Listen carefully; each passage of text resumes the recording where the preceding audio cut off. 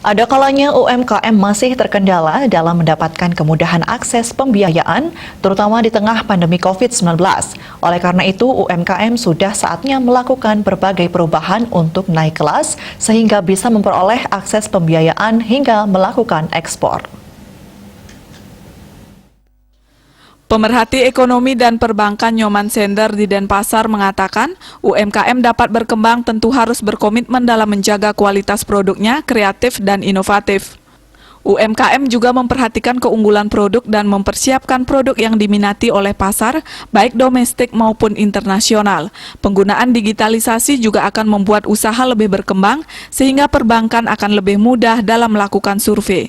Sebab lembaga keuangan memiliki rekam jejak digital dari UMKM tersebut, pada akhirnya memberi kemudahan dalam penilaian prospek kredit UMKM.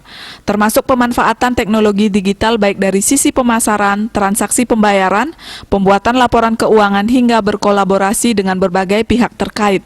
Sementara itu, kebijakan pendukung seperti pengembangan UMKM diarahkan agar pelaku UMKM naik kelas melalui penerapan strategi koorporatisasi kelembagaan, peningkatan kapasitas, serta fasilitasi pembiayaan, termasuk di dalamnya e-producing, e-commerce, e-payment, dan e-finance. Bisnis Bali melaporkan.